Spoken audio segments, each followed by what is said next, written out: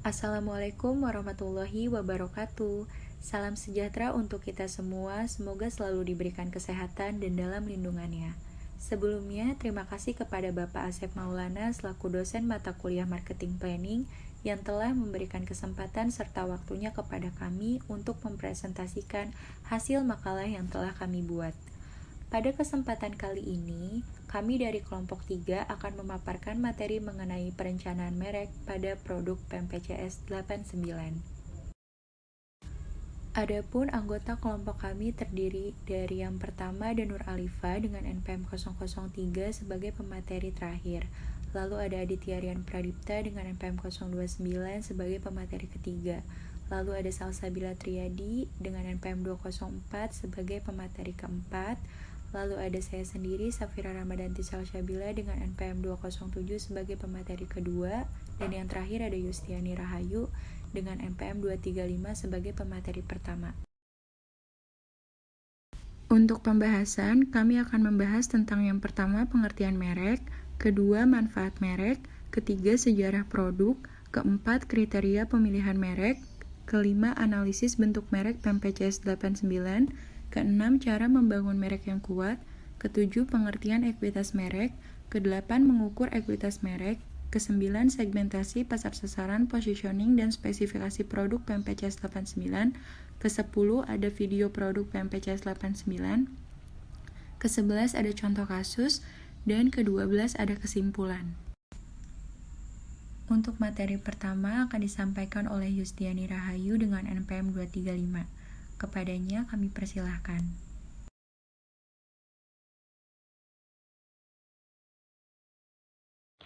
Baik, terima kasih kepada Safira Ramadanti Salsabila selaku moderator. Saya Yustiani Rahayu, NPM 235. Di sini saya akan menyampaikan materi mengenai pengertian merek. Ada beberapa pengertian merek menurut para ahli.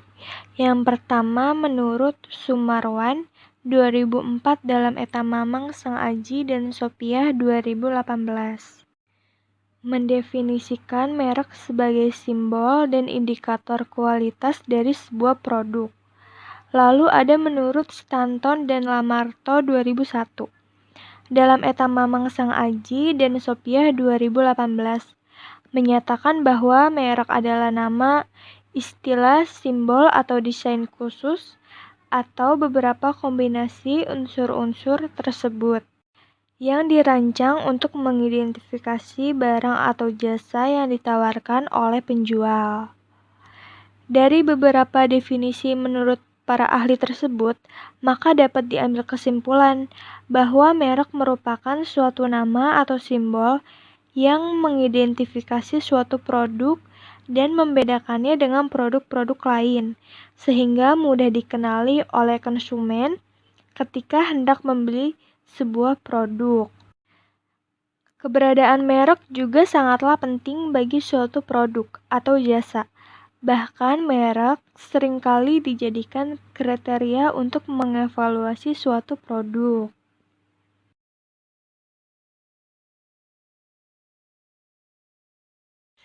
Selanjutnya yaitu ada materi mengenai manfaat merek.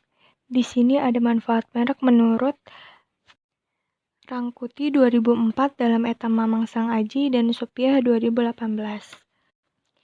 Yaitu berpendapat tentang merek. Yang pertama ada bagi perusahaan. Nama merek dapat memudahkan penjualan dalam mengelola pesanan dan dapat memperkecil timbulnya permasalahan. Seperti jika perusahaan tidak mempunyai nama merek, maka produk tidak dapat dibedakan dengan produk perusahaan lain. Yang kedua, nama merek dan tanda dagang secara hukum dapat melindungi penjualan dari pemalsuan ciri-ciri produk. Karena hal tersebut akan menghindari dan dari peniruan suatu produk yang sudah dipasarkan, sehingga pesaing tidak dengan mudah meniru produk yang sudah ada. Lalu yang ketiga, nama merek pun dapat memberikan peluang bagi penjual, yaitu untuk melihat kesetiaan konsumen dalam memilih dan membeli produknya. Selanjutnya yang keempat, merek juga dapat membantu penjualan mengelompokkan produknya ke dalam segmen-segmen pasar sesuai dengan kebutuhan konsumen. Apakah produknya ditujukan kepada kalangan menengah atau kalangan atas. Dan yang kelima, yaitu citra perusahaan dapat dibina dengan adanya nama yang baik. Karena jika nama perusahaan atau citra merek baik di mata konsumen, maka produk akan selalu diingat oleh konsumen. Selanjutnya, ada manfaat merek bagi distributor. Yang pertama, yaitu memudahkan penanganan produk. Maksudnya di sini adalah misalkan di sebuah agen ada beberapa produk yang masuk dari pabrik. Maka dengan adanya merek tersebut, distributor itu mampu membedakan produk dengan merek tersebut. Misalkan seperti sabun. Sabun Lifebuoy dengan sabun Nuvo. Yang kedua, mengidentifikasi pendistribusian produk. Maksudnya, saat distributor ingin menjual ke pembeli dengan adanya suatu merek pada produk yang ingin dibeli tersebut bisa diidentifikasi dengan lebih mudah. Lalu yang ketiga, meminta produk agar berada pada standar mutu tertentu. Maksudnya, dengan adanya merek, maka distributor tersebut sudah tahu standar mutu dari produknya. Lalu yang keempat, meningkatkan pilihan para pembeli. Maksudnya dengan adanya berbagai macam merek yang distributor jual atau tawarkan, jadi pembeli dapat lebih meningkat. Lalu yang terakhir, ada manfaat merek bagi konsumen. Yang pertama, yaitu memudahkan mengenali mutu. Maksudnya jadi konsumen itu dengan adanya merek dapat membedakan mutu suatu produk antara merek yang satu dengan merek lainnya. Yang kedua, dapat berjalan dengan mudah dan efisien, terutama ketika membeli kembali suatu produk. Maksudnya adalah mungkin karena adanya suatu merek, maka konsumen dapat lebih mudah saat ingin membeli kembali produk yang sama dengan nama merek yang mereka tuju. Dan yang ketiga, dengan adanya merek tertentu, konsumen dapat mengaitkan status dan precisionnya. Mungkin di sini maksudnya dengan adanya merek terutama bagi konsumen yang sudah loyal atau selalu ingin memakai merek tersebut, maka merek tertentu dapat meningkatkan status sosial atau wibawa seseorang dengan menggunakan merek yang biasanya mereka pakai.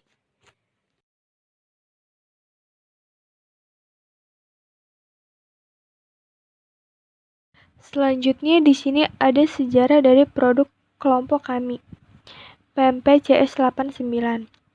Pertama dari segi nama yaitu PMP CS 89 atau singkatan dari PMP Color Foundation Court 89. Nama merek tersebut mempunyai makna atau arti yaitu bahwa PMP tersebut dibuat oleh anggota tim yang lahir pada tahun 1998 dan 1999. Serta dalam satu tim tersebut memiliki pertemanan yang erat dan kompak, saling bekerja sama atau membantu satu sama lain. Lalu, alasan mengapa kita memilih produk PMP adalah yang pertama, kami ingin mengembangkan makanan khas Indonesia agar dikenal oleh masyarakat luas. Lalu yang kedua, kami juga berpikir bahwa jika konsumen yang menyukai PMP dapat dengan mudah memperolehnya, tanpa harus berkunjung langsung ke kota asal produk tersebut. Selanjutnya yaitu salah satu tim anggota kelompok kami ada yang berasal dari Palembang, sehingga kami berpikir akan mengembangkan produk PMP tersebut. Dan yang terakhir yaitu produk PMP yang kami buat akan sedikit berbeda dari produk PMP pada umumnya. Karena pada produk pempek CS89 ini, kami mempunyai ide dan inovasi tersendiri pada bentuk dan isi pempek. Seperti misalkan jika pada umumnya pempek hanya berbentuk kelenjar dan hanya berbentuk kapal selam, kelompok kami membuatnya agak sedikit berbeda, yaitu pempek tersebut berbentuk bulat dan juga ada yang berbentuk love.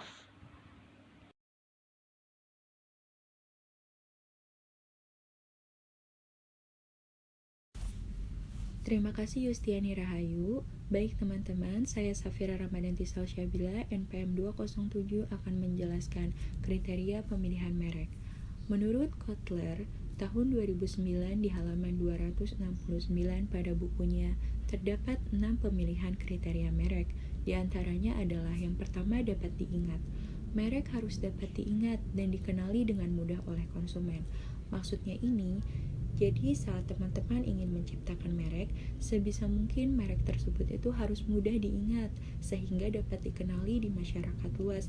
Jangan menciptakan nama merek itu dengan kata-kata yang sulit, karena mungkin jika kata-katanya sulit akan tidak mudah diingat. Lalu yang kedua, berarti merek harus kredibel dan mencirikan karakter yang sesuai dengan tipe orang yang mungkin menggunakan merek tersebut. Maksudnya, dalam menciptakan merek, kita itu harus menyesuaikan nama merek tersebut, misalnya dengan segmen pasar yang akan kita tuju. Jika segmen pasar kita kepada kelas menengah ke atas, kita ambil contoh misalkan Louis Vuitton ya.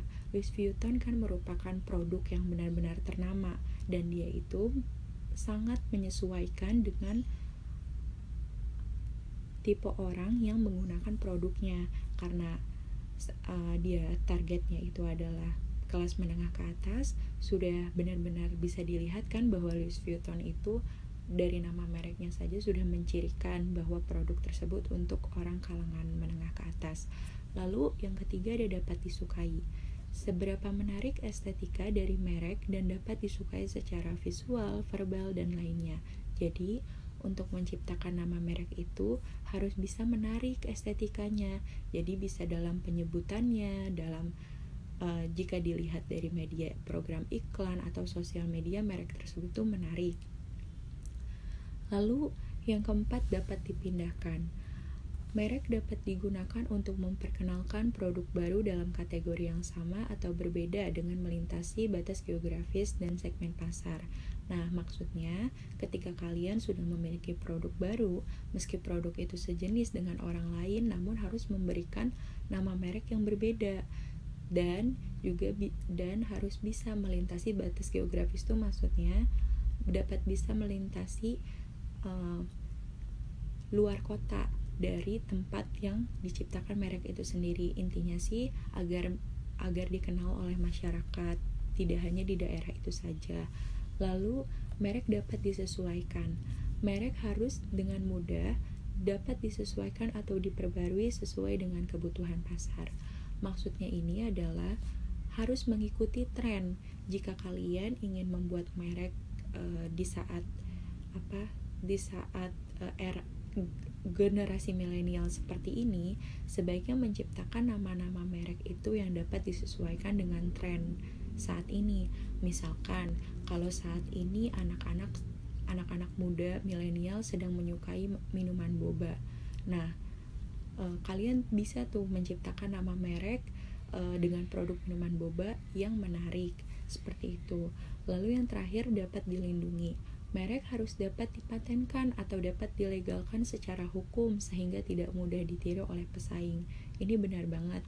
Tentunya saat kita sudah menciptakan merek, nah kita harus bisa mempatenkan merek tersebut atau melegalkan merek tersebut secara hukum apabila kita benar-benar yakin ingin merintis pada produk tersebut, sehingga merek yang sudah kita buat itu tidak ditiru oleh orang lain. Seperti itu teman-teman.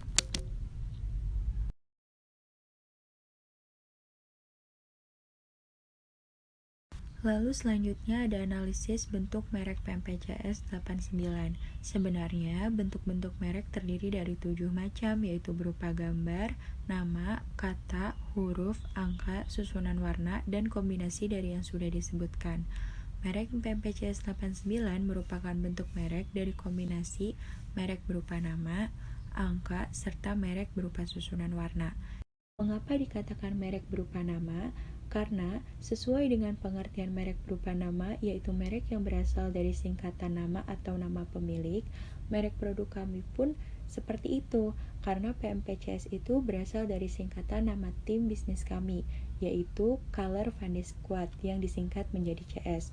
Lalu dikatakan pula sebagai merek berupa angka, karena sesuai dengan pengertian merek berupa angka, adalah susunan merek yang terdiri dari angka, dan produk kami pun menambahkan di belakangnya angka 89 yang diambil dari angka terakhir kelahiran anggota tim kami, yaitu tahun 98 dan 99.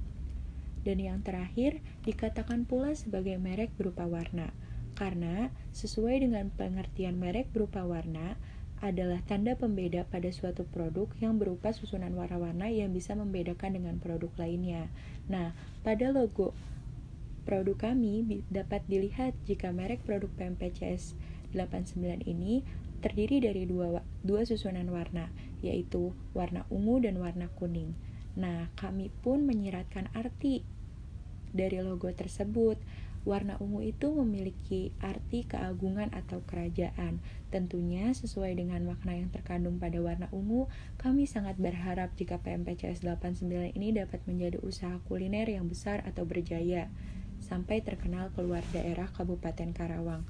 Lalu, makna dari warna kuning sendiri mengartikan ceria dan bahagia, di mana hal ini menandakan bahwa PMPCS 89 ini diproduksi oleh orang-orang yang ceria, dan setiap orang yang mengkonsumsi produk kami akan merasa bahagia karena rasanya yang enak. Insya Allah.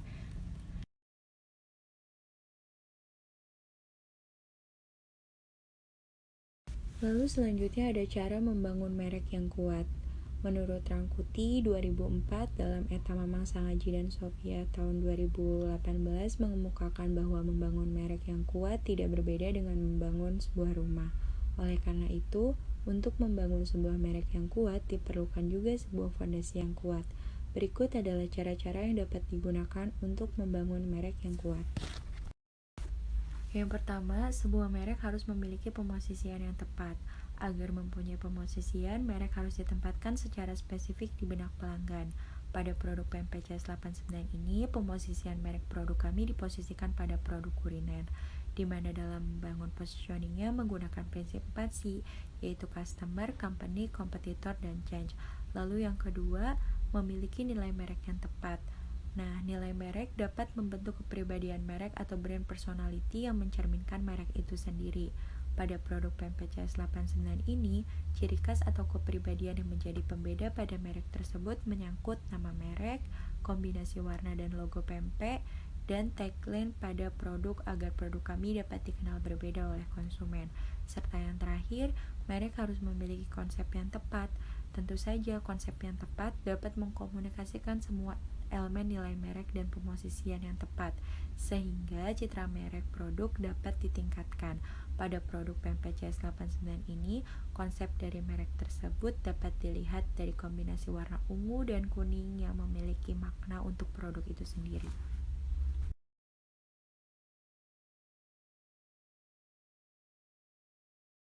Terima kasih, Safira Ramadanti Syabila.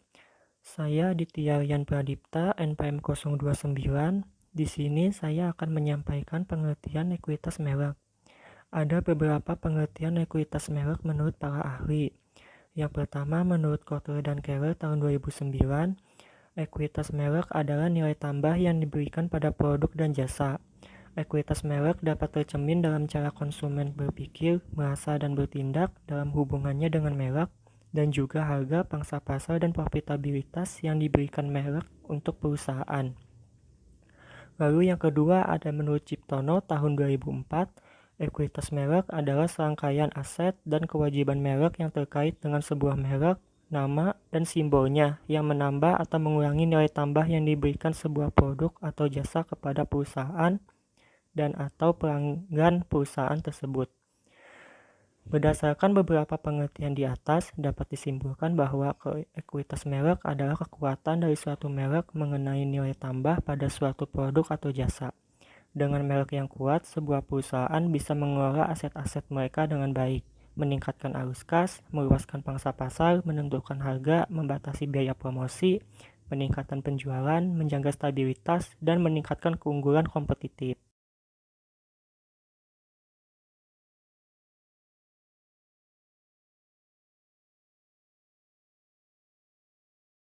Selanjutnya ada mengukur ekuitas merek. Menurut Suhadi tahun 2005, kekuatan suatu merek atau brand equity dapat diukur berdasarkan 7 indikator, yaitu yang pertama ada leadership, adalah kemampuan untuk mempengaruhi pasar baik harga maupun atribut non-harga. Merek Pempek CS89 sendiri menawarkan harga yang terjangkau untuk semua kalangan serta atribut non-harga seperti packaging yang menarik serta pilihan bentuk yang bervariasi. Yang kedua ada stability, adalah kemampuan untuk mempertahankan loyalitas pelanggan. Dalam mempertahankan loyalitas pelanggannya, merek Pempek CS89 akan selalu menjaga kualitas, rasa, serta kehigienisan dari produk Pempek CS89. Hal itu secara tidak langsung akan berpengaruh terhadap stability merek Pempek CS itu sendiri. Yang ketiga ada market, adalah kekuatan merek untuk meningkatkan kinerja toko atau distributor. Merek Pempek CS89 sendiri merupakan merek yang menjadi kebanggaan dari kelompok kita sebagai tim kerja usaha Pempek CS89. Oleh karena itu, merek Pempek CS89 akan selalu menjadi penyemangat untuk terus meningkatkan kualitas dan kuantitas dari produk Pempek CS89. Yang keempat ada internationality, adalah kemampuan merek untuk keluar dari area geografisnya atau masuk ke negara atau daerah lain. Merek Pempek CS89 sendiri bersegmentasi di daerah Karawang, namun merek Pempek CS89 sudah dapat menjangkau hingga keluar daerah Karawang seperti Bandung. Yang kelima ada tren, adalah merek menjadi semakin penting dalam industri. Nah, makanan pempek asli Palembang ini sudah menjadi makanan khas yang umum dan dikenal oleh masyarakat luas. Dengan potensi ini, maka merek Pempek CS89 ini akan terus mengembangkan suatu inovasi-inovasi baru, seperti inovasi yang sudah dilakukan berupa bentuk pempeknya dan isinya. Yang keenam ada support, adalah besarnya dana yang dikeluarkan untuk mengkomunikasikan merek. Dalam mengkomunikasikan dan dukungan terhadap merek Pempek CS89, kami menggunakan sosial media sebagai alat untuk memperkuat merek Pempek CS89 di pasaran dan di benak konsumen, serta sebagai bahan promosi produk Pempek CS89. Dan yang terakhir ada protection, adalah merek tersebut mempunyai legalitas. Dalam hal protection ini, merek Pempek CS89 masih belum mempunyai legalitas merek secara hukum, dikarenakan usaha Pempek CS89 ini baru berdiri dan usahanya pun belum begitu besar.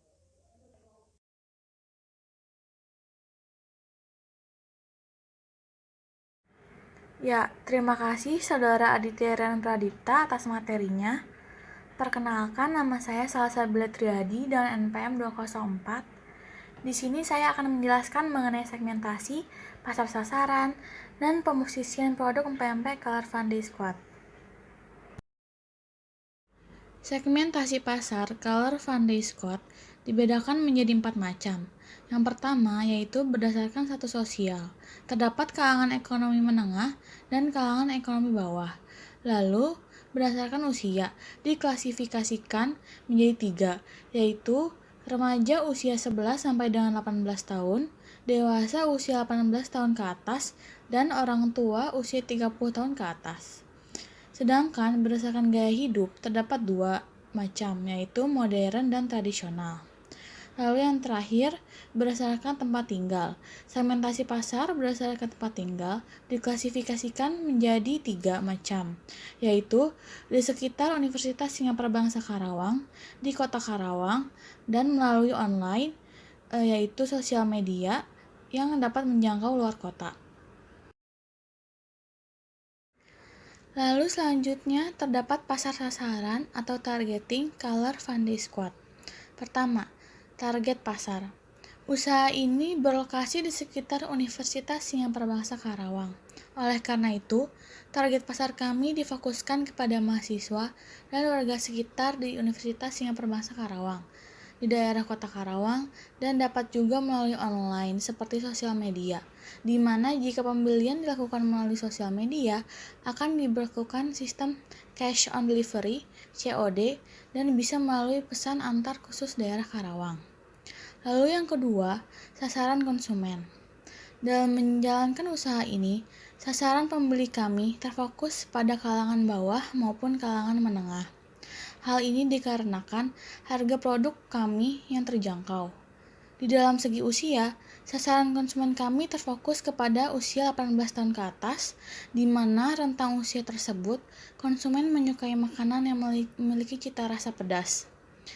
Sedangkan sasaran konsumen yang dilihat dari gaya hidup, kami memprioritaskan untuk seseorang yang memiliki gaya hidup modern, sesuai dengan era milenial saat ini, di mana teknologi semakin canggih dan berkembang, sehingga tidak sulit untuk mendapatkan sesuatu yang diinginkan melalui sosial media. Contohnya seperti konsumen dapat mengetahui tren baru dari sebuah produk yang sedang booming dan sebagainya. Tentunya hal ini dapat menjadi keuntungan dalam memperoleh sasaran konsumen. Lalu selanjutnya, terdapat pemosisian produk atau positioning dari Color Fun Day Squad. Dalam pemosisian produk, terdapat 3 strategi pemasaran, yaitu yang pertama, pemasaran melalui sosial media, di mana kami melaksanakan promosi produk melalui Instagram, WhatsApp, dan lain-lain. Tujuannya agar produk kami dapat dikenal oleh masyarakat luas. Lalu yang kedua, terdapat inovasi produk, di mana inovasi produk kami dilakukan dengan menambahkan isi serta membedakan bentuk dari pempek, seperti menambahkan isi kornet keju atau tahu cabai. Karena pada umumnya, pempek hanya berisi telur rebus saja, dan juga menginovasi pada bentuk pempek tersebut yang pada umumnya pempek hanya berbentuk lonjong, kami mengubahnya menjadi bentuk hati ataupun bentuk bulat, sehingga produk kami dapat berbeda dari produk pempek lain dan dapat menjadi sebuah ciri khas tersendiri. Lalu yang ketiga, untuk melakukan promosi. Untuk menarik minat konsumen agar membeli produk yang kami tawarkan, kami mempunyai promosi dengan cara-cara berikut. Yang pertama, pada setiap hari Jumat, kami melakukan promosi dengan tema Jumat Berkah, di mana setiap pembelian produk kami akan diberikan potongan harga sebesar 20%. Lalu yang kedua, setiap pembelian 5 paket pempek di hari apa saja akan diberikan tambahan bonus 1 biji sempempek. Lalu yang terakhir, setiap pembeli yang melakukan pembelian terbanyak dan review menarik dengan menandai akun Instagram kami yaitu @mpmp_cs89 akan diberikan hadiah berupa souvenir. Ya, di sini terdapat 4 produk pempek Color Fun Day Squad yang kelompok kami sajikan, yaitu produk pertama ada pempek kapal selam yang memiliki isian telur dengan harga Rp5.000 per pieces. Lalu yang kedua ada pempek lenjer berbentuk hati yang tidak memiliki isian, namun bonus khusus pembelian paket spesial. Lalu yang ketiga ada pempek berbentuk bulat dengan kami beri isian kornet keju yang kami beri harga Rp5.000 per pieces. Lalu yang terakhir ada pempek berbentuk pastel yang kami beri isian tahu cabai dengan harga Rp5.000 per pieces. Ya, lalu materi selanjutnya ada kegunaan produk bagi konsumen. Yang pertama yaitu dengan mengkonsumsi produk kami diharapkan kebutuhan pangan konsumen dapat segera terpenuhi. Lalu yang kedua ada memberi rasa senang kepada konsumen karena cita rasa khas Indonesia yang lezat. Lalu yang ketiga, di sini produk kami membuat resep pempek dengan cuko yang terbuat dari gula aren asli Palembang. Hal ini dapat diharapkan memperkenalkan masakan ciri khas daerah Palembang, Sumatera Selatan kepada konsumen yang berdomisili di daerah Karawang dan sekitarnya. Ya, selanjutnya yaitu terdapat dua menu pilihan paket produk pempek Color Funday Squad yang dapat dipilih oleh konsumen. Yang pertama ada pempek CS paket single yang kami tetapkan dengan harga Rp5.000 per paket. Kenapa kami namai pempek CS paket single? Karena terdiri dari satu pempek saja, dan pada menu ini konsumen tidak akan mendapatkan paket tambahan pempek dengan bentuk hati yang tidak dijual. Namun, konsumen tetap dapat memilih satu isi pempek dengan varian isi telur, isi kornet keju, maupun isi tahu cabai. Lalu, yang kedua ada pempek CS paket spesial. Pempek CS paket spesial ini ditetapkan dengan harga Rp10.000 per paket. Kenapa kami beri nama paket spesial? Karena setiap pembelian paket ini terdapat bonus pempek berbentuk hati yang dikhususkan untuk pembeli paket spesial. Lalu pada menu paket spesial ini, konsumen bebas memilih dua isi pempek dari beberapa varian isi seperti isi telur, isi kornet keju, maupun isi tahu cabai. Jadi setiap pembelian paket spesial, konsumen akan mendapatkan 3 pieces pempek. Baik teman-teman, sebelum kita lanjut ke contoh kasus, mari kita saksikan bersama video produk pempek CS89. Selamat menyaksikan.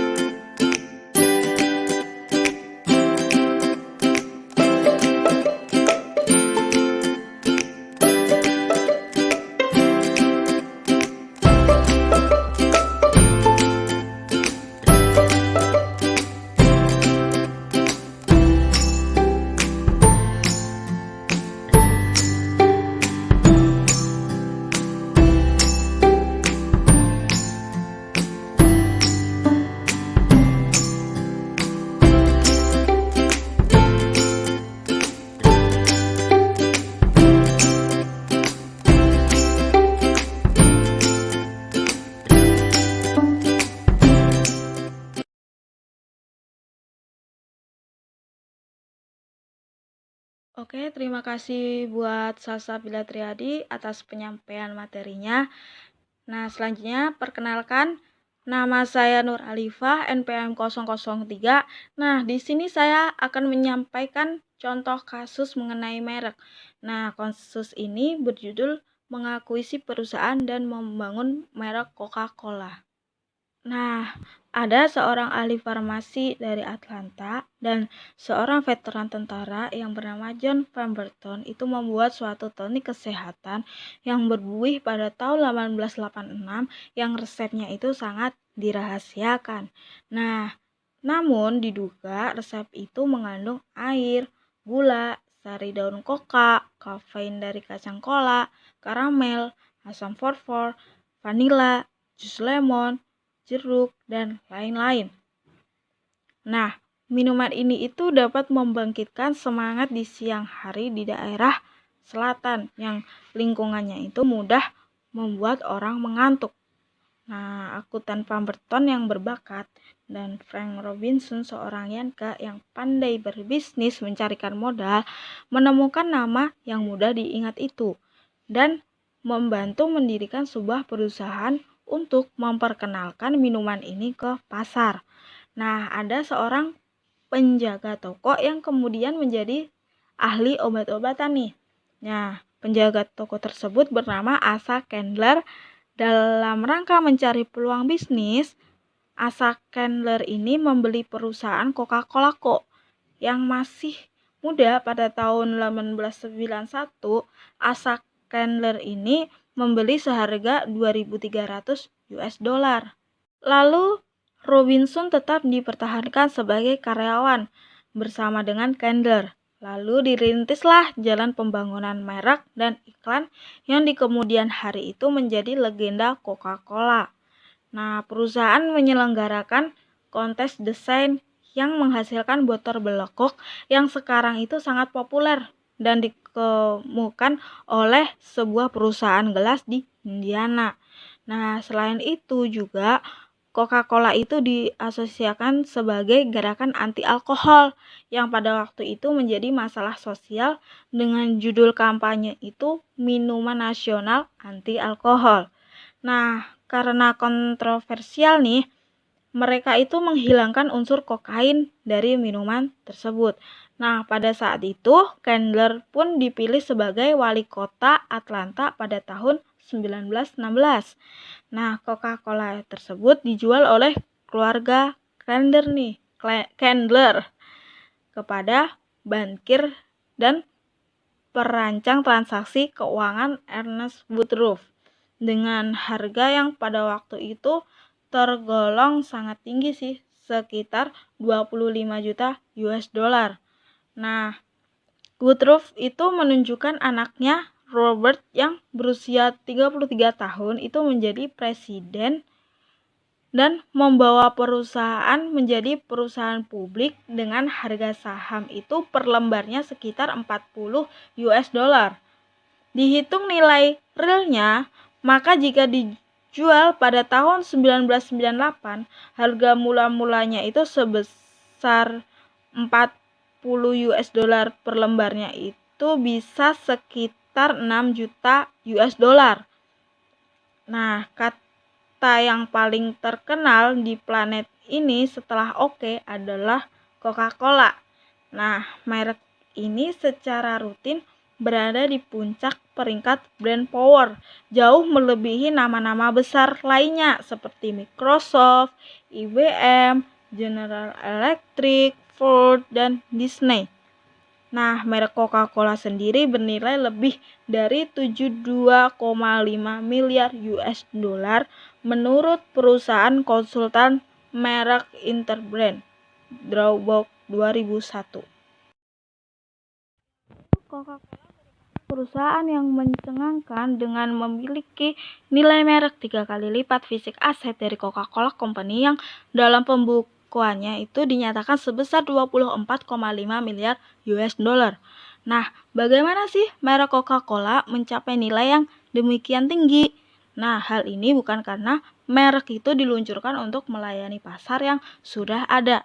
Nah, pasar minuman ringan di masa itu terdiri dari root beer, sarsaparilla, ginger ale, sari jeruk, lemonade, dan ramuan lain.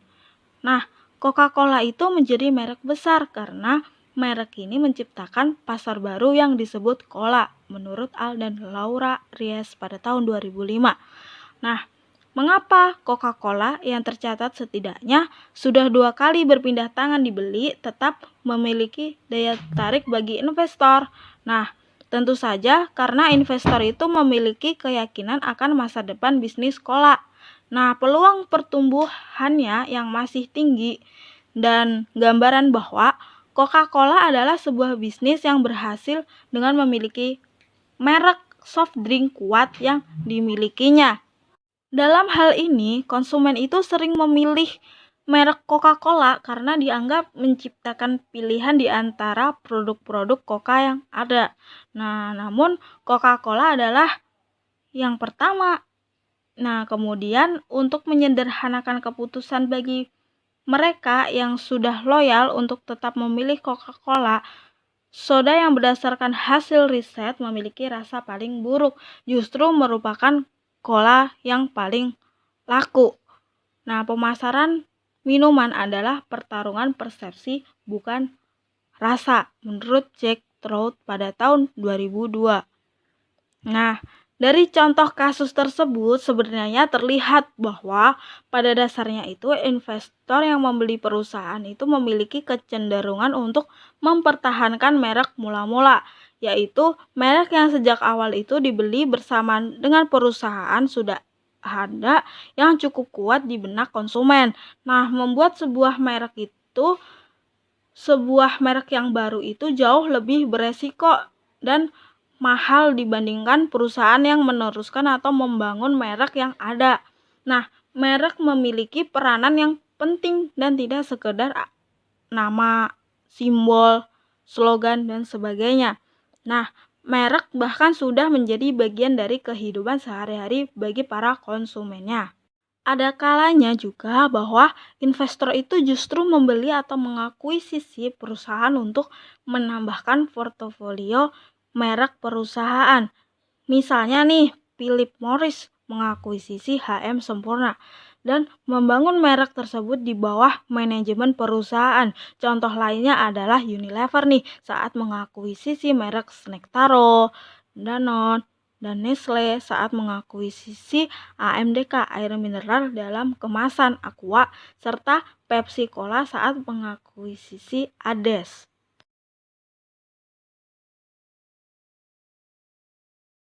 Nah, baik teman-teman, di sini saya akan menyampaikan kesimpulan dari materi yang telah disampaikan.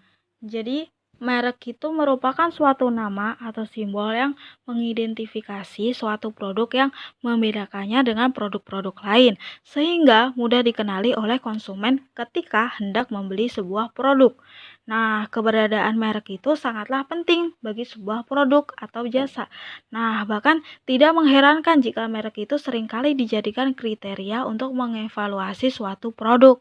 Nah, manfaat dari merek bagi perusahaan itu salah satunya adalah merek itu memberikan peluang bagi penjual untuk mempertanyakan kesetiaan konsumen terhadap produknya. Artinya, dengan adanya merek, sebuah produk akan mudah dikenal oleh konsumen. Dan jika merek memiliki citra yang baik di mata konsumen, maka akan menciptakan loyalitas konsumen pada produk tersebut. Nah, sekian pemaparan materi dari saya. Selanjutnya kembali ke moderator Safira Ramadanti Salsabila. Terima kasih. Terima kasih untuk teman-teman semua yang telah memperhatikan presentasi yang telah kami paparkan. Semoga materi ini dapat bermanfaat. Mohon maaf ya apabila masih terdapat banyak kekurangan. Tetap jaga kesehatan. Wassalamualaikum warahmatullahi wabarakatuh.